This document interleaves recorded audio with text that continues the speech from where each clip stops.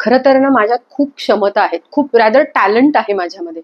पण ते टॅलेंट आहे ना आत दडलेलं आहे, ते बाहेरच येत नाही. असं वाटतं का? आपल्यात खूप टॅलेंट आहे पण ते बाहेरच येत नाही. खूप सारं पोटेन्शियल आहे पण ते बाहेर येत नाही. ते बाहेर आणण्यासाठी काहीतरी करायला पाहिजे, काहीतरी घडायला पाहिजे, मग ते बाहेर येईल. आणि मी पण खूप टॅलेंटेड आहे हे जगाला समजेल.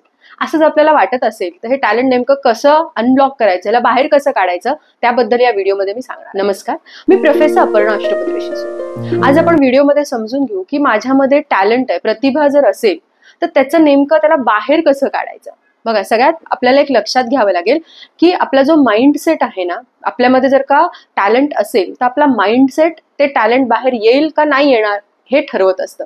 त्यामुळे आपण काय काय पद्धतीने विचार करतोय, कशा पद्धतीने आपले विश्वास आहेत, बिलीफ्स आहेत, यावरती हे टॅलेंट बाहेर येणार आहे की नाही येणार आहे हे ठरतं.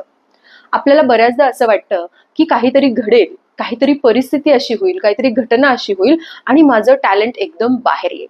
माझ्यामध्ये असणारी जी प्रतिभा आहे ती एकदम बाहेर येईल. असं होत नाही. आपल्याकडे अजून एक म्हण पण आहे की आपला जर का हिरा असेल तर तो कधी ना कधी चमकणार आहे. तर कधी ना कधी चमकून चालणार नाही. ते काहीतरी घटना घडेल, परिस्थिती येईल आणि मग माझं टॅलेंट बाहेर येईल, अशी जर मी वाट बघत असेल तर आपलं टॅलेंट बाहेर येणार नाही. ते आतल्या तसंच राहणार आहे. मला जर का टॅलेंट माझं वापरायचं असेल, ते बाहेर आणायचं असेल, ते जगासमोर दाखवायचं असेल तर मला कृती करावी लागणार आहे. मी फक्त विचार करून माझ्याला स्वतःला सांगून की आहे सगळं छान आहे, हुशार आहे, असं नुसतं सांगून उपयोग नाही. मला कृती करावी लागणार आहे. काय कृती करायची आहे? अनेक करू शकतो. त्यातल्या 3 आपण नेहमीप्रमाणे बघणार आहोत. तुमच्यामध्ये नेमकं काय टॅलेंट आहे हे मला कमेंटमध्ये सांगा हं. आणि ते बाहेर कसं काढायचं हे पुढे आपण समजून घेऊ.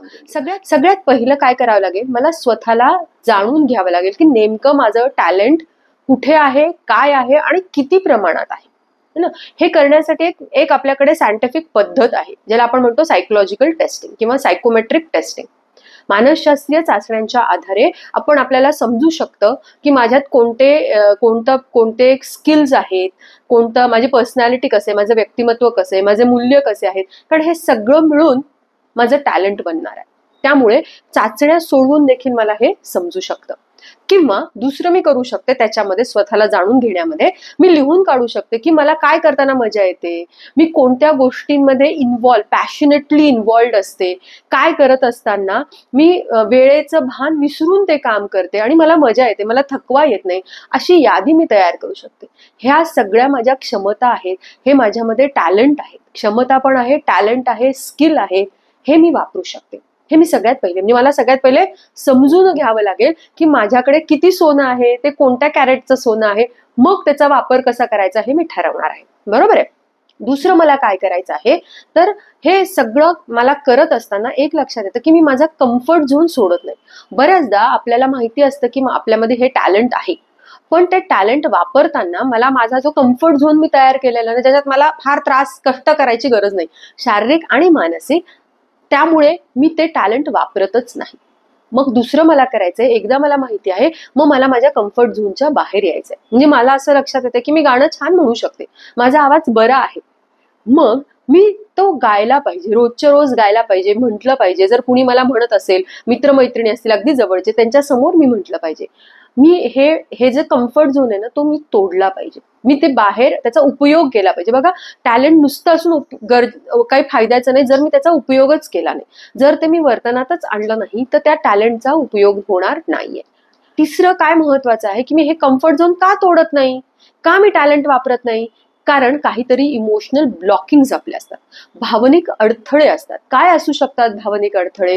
एक असू शकतं लहानपणीचे आपले अनुभव असतील, कधीतरी आपण गाणं म्हटलेलं असेल, कधीतरी आपण डान्स केला असेल, किंवा जे पण आपलं टॅलेंट आहे ते आपण दाखवलं असेल आणि त्याबद्दल आपल्याला खूप नकारात्मक प्रतिक्रिया मिळालेली असेल, किंवा बोचणारी प्रतिक्रिया आपल्याला कदाचित मिळालेली असेल आणि तेच आपल्या मनात घर करून बसलेलं आहे. आणि मग आपल्याला लक्षात येतं की आहे पण नको, ते काही चांगलं नाही, ते काही जमणार नाही, हे आपण स्वतःला सांगतोय.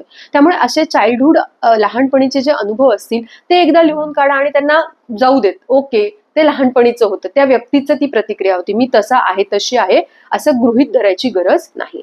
दुसरं अजून काय आपल्याला अडथळा निर्माण करते आपलं टॅलेंट वापरण्यामध्ये, ते आहे सोशल प्रेशर.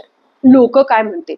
जरी आज आपण म्हणत असतो ना की आम्हाला काही फरक पडत नाही, तरीही मनामध्ये कुठेतरी हे जे सोशल प्रेशर आहे ना हे आहे.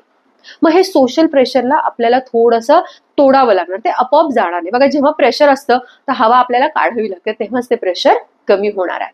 मग ही हवा काढायची, हे प्रेशर कमी करायचं, तर आपल्याला कृती करावी लागणार आहे. म्हणजे एकूण आपल्या जर लक्षात येत असेल की माझ्या टॅलेंट आहे हे मला लक्षात आल्यानंतर सगळ्यात महत्वाचे त्यावरती मला कृती करायची आहे.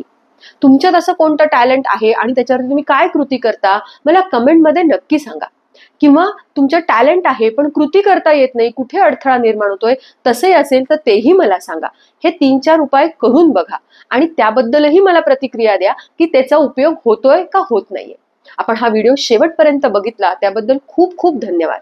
आपल्याला व्हिडिओ आवडला असेल तर लाईक करा आणि एका व्यक्तीसोबत का होईना हा शेअर करा आणि चॅनलला अजून जर सबस्क्राईब केलं नसेल तर चॅनलला प्लीज सबस्क्राईब करा.